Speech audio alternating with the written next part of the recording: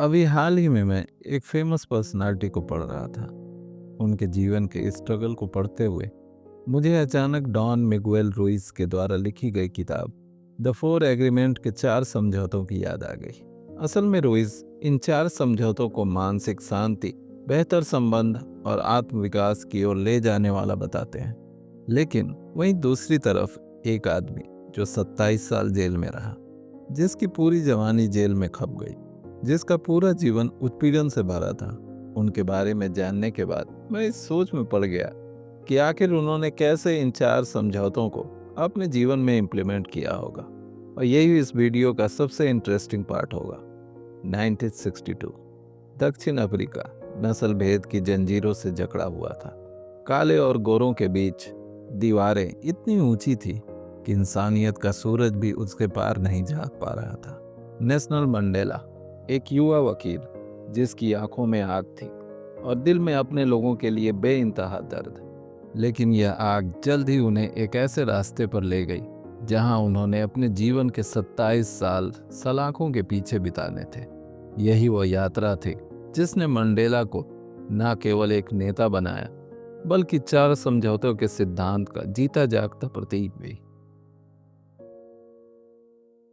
बात उन दिनों की है जब उन्हें उनके आंदोलन के लिए जेल में डाल दिया गया।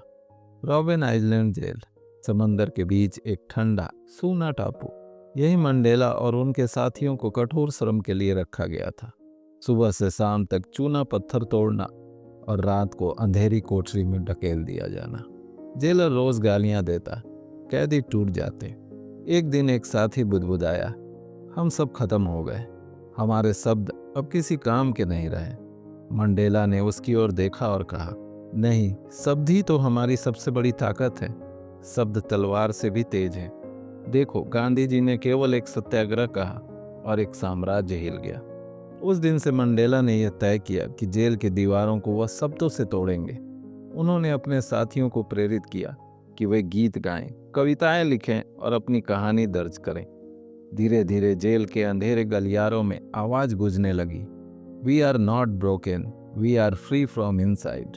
इसी समझौते से मंडेला ने सीखा कि शब्दों से हम नफरत भी फैला सकते हैं, अपने आप को नेगेटिविटी में भी धकेल सकते हैं और उम्मीद भी जगा सकते हैं। और उन्होंने उम्मीद चुनी। जेलर अक्सर चिल्लाता, तुम नीच और काले लोग इंसान कहलाने लायक नहीं हो, तुम सिर्फ गुलामी करने के लिए बनाए गए हो। कई साथी उसकी यह बात सुनकर गुस्से से कांप उठते, लेकिन मंडेला शांत रहते। एक साथी ने पूछा, नेल्सन, तुम्हें गुस्सा नहीं आता?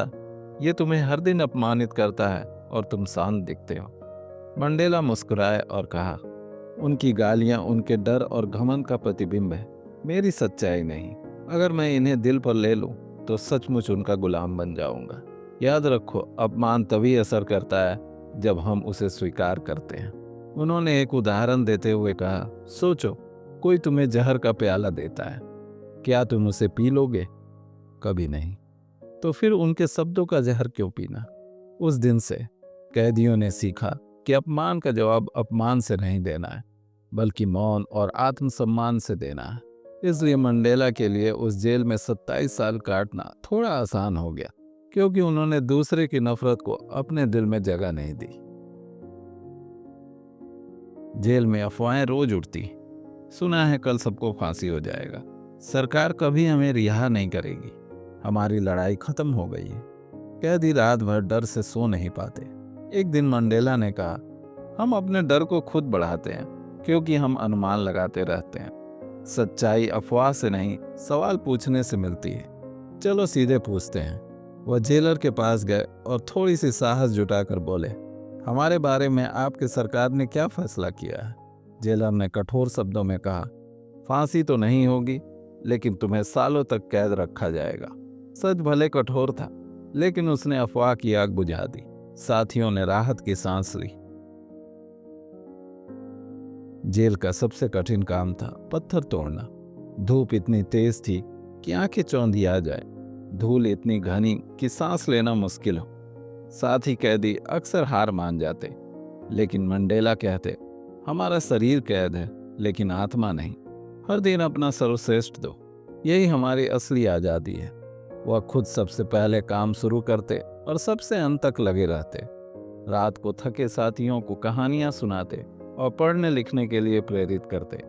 धीरे धीरे वह जेल अब यूनिवर्सिटी ऑफ रॉबिन आइलैंड बन गई। कैदी एक दूसरे को पढ़ाते, चर्चा करते और सीखते। साल 1985 सरकार पर अंतर्राष्ट्रीय दबाव इतना बढ़ गया कि मंडेला को गुप्त संदेश मिला, अगर तुम आंदोलन छोड़ने का ऐलान कर दो तो तुम्हें तुरंत रिहा कर देंगे। 27 साल की जेल के बाद यह प्रस्ताव आकर्षक था।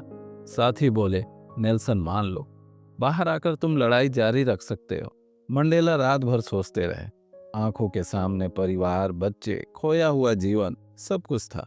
लेकिन सुबह उन्होंने जवाब भेजा, मेरी आज़ादी सिर्फ मेरी नहीं, पूरे राष्ट्र की है। मैं झूठे समझौते में बंद कर जेल से बाहर नहीं निकलूंगा। दुनिया दंग रह गई। एक कैदी जिसने 27 साल सलाखों के पीछे बिताए, अपने आदर्शों पर समझौता करने के लिए अभी भी तैयार नहीं था। 1994 में वे दक्षिण अफ्रीका के पहले काले राष्ट्रपति बने। शपथ लेते समय उन्होंने कहा, अगर मैं नफरत लेकर बाहर निकलता तो मैं बाहर आकर भी कैदी बना रहता। मैंने माफ किया क्योंकि मुझे आज़ादी चाहिए थी, अंदर और बाहर दोनों जगह से। इस तरह नेल्सन मंडेला ने अपने जीवन से साबित किया, कैद सलाखों से नहीं, सोच से होती है। ठीक हम आपकी तरह, हम भी अपने सोच के गुलाम हैं। हमारे ज़्यादातर दुख का कारण दूसरों के शब्द होते हैं कि कोई हमारे बारे में क्या सोचता है और क्या कहता है।